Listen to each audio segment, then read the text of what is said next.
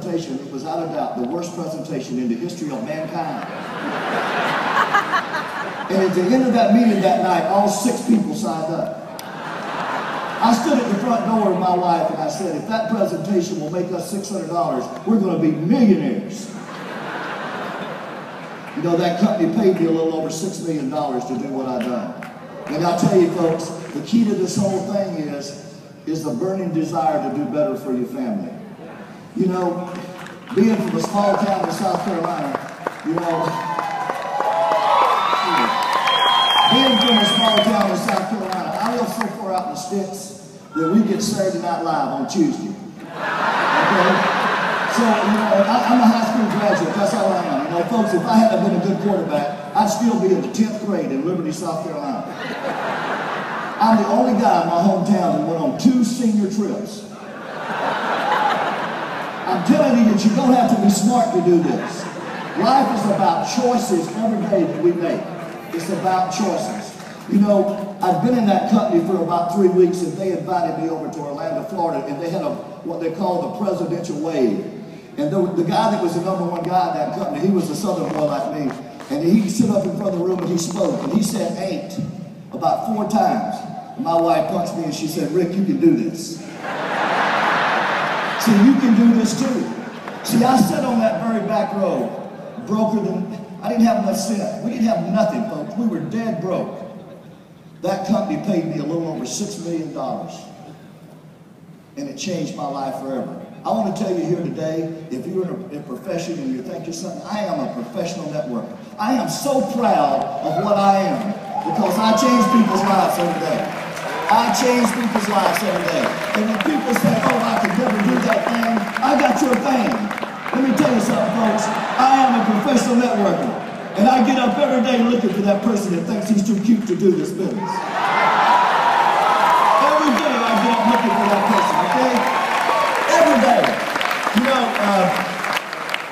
I look back on what's happened in our life because of this industry. You need to be proud, folks. You need to have an attitude about what we do. You need to have an attitude about what we do. You know, I spoke with a guy at my church a couple of weeks ago and showed him the business. He said, Rick, he said, I could never do that networking thing. I could never bother my friends. See, I think I do them a favor. I think I do them a favor. You know how he solved this problem? He told me that morning, he said, Rick, we're really struggling. We don't know how we're going to pay our house payment. You know how he solved this problem? I went to the mall 2 weeks ago. His wife's working at Chick-fil-A. That's how he solved this problem. Folks, we were called to do something. And all of you guys, I know there's a lot of great women in this business. And I know who called me to be the head of my household. But some of you guys need to step up to the plate.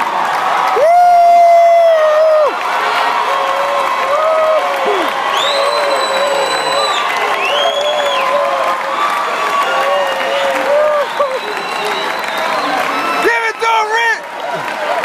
Some of you guys need to step up to do the plate and do what God told you he was supposed to do. You see, I read a book that says the good man leaves an inheritance to his children's children. I want to tell you something.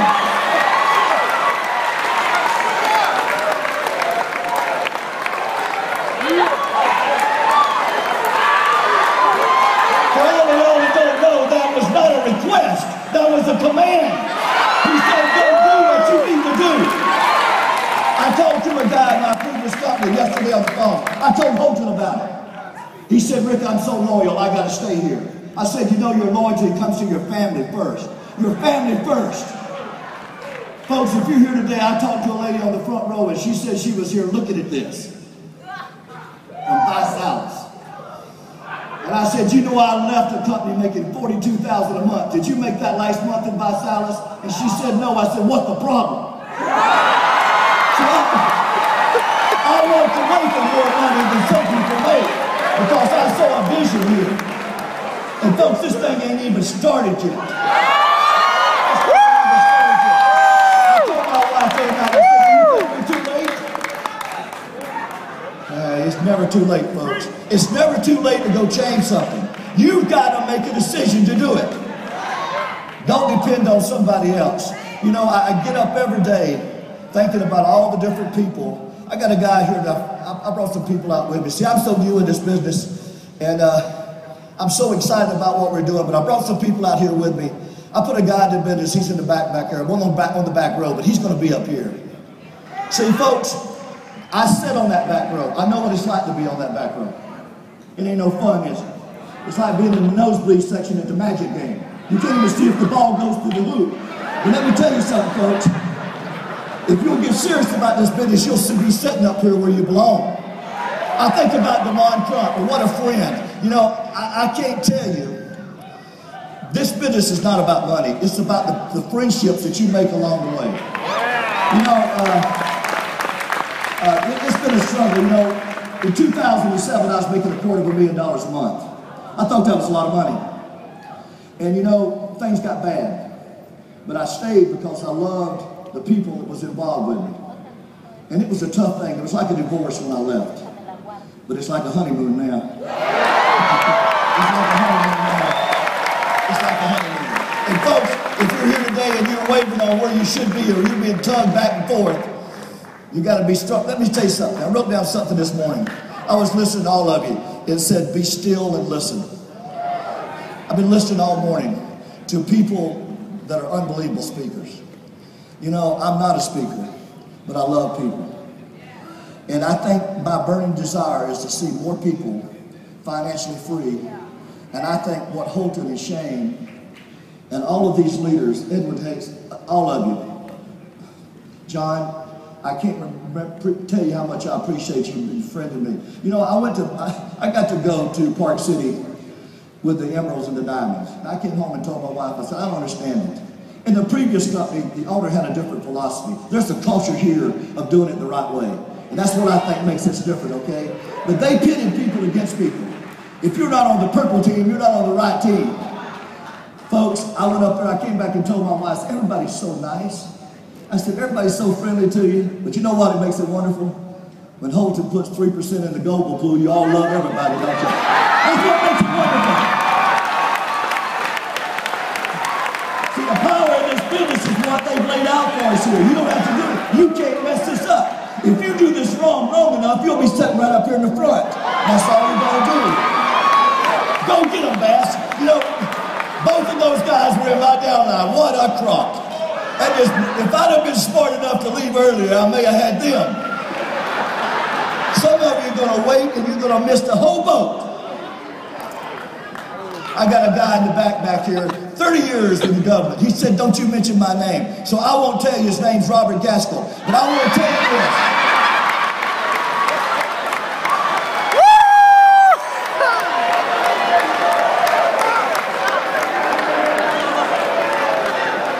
He told me the other day, he said, Rick, how big do you think this is? I'll tell you how big I think it is. I know you're not supposed to talk about money here, but I see it clear as a bell. If you don't name it, folks, you can't claim it. This is what I see. I see Hilton Bugs and Shane Moran paying me $2 million in the next 12 months. I don't know if you see anything like that or not. I see that.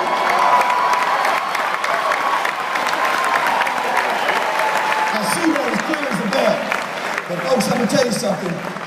Don't be like that guy that didn't have time to do this. Don't do the other thing.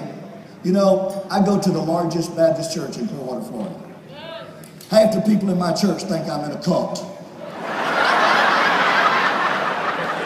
But my wife ain't got a job. What's your wife do? Some of you guys' idea of an opportunity is getting your wife a second job.